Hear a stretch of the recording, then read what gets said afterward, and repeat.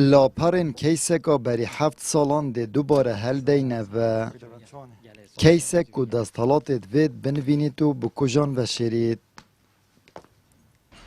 13 طباخ سال 2016 او روژه یا که اف مال با تجبیر نکن.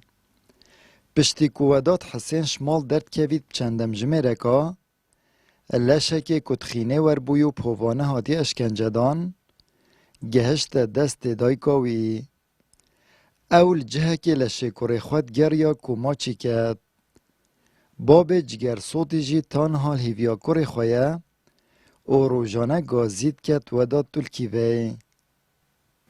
یا تو بیجه بیرام بچی بیرام ناچید.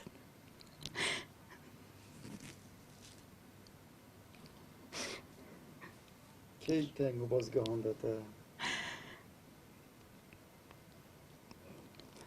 ایالی نه والله مشه ازاد خمروگ با بپروی شوی بهنا جنت ازی تا موچی کرد بچه که بیدار آوازی ساخ به موچی کرد هم چه دار سلای خوبی نکرد نکرد چه بیده نکرد دینازی با من قول پیلیده هم چه جا بیده کرد همه تستی بداد به جای من همی ها حرکتت به کی باب رحمه دلت آبه بابا اینه که اینا جهان دست همه دست ما نرود گندانه دیگه ده گازه بداد کرو بداد بناهی کرو تو کی بای هم خدا گیری از بابا خدا گیری هم خدا گیری نبی جایی کمی رزیق بین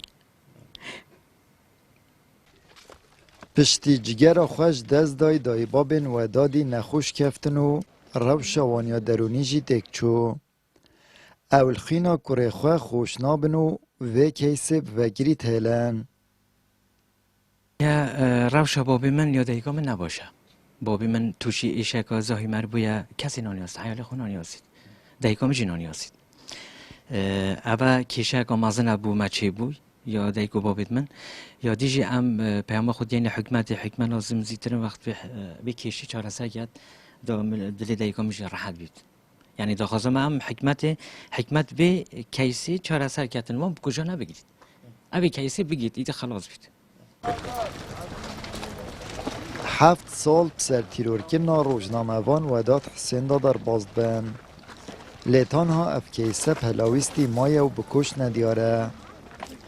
قلم و دادی جی هردم تاخویتو بیدنگ نبویه. آمد بریفکانی کنال آسمانی پیام دهوک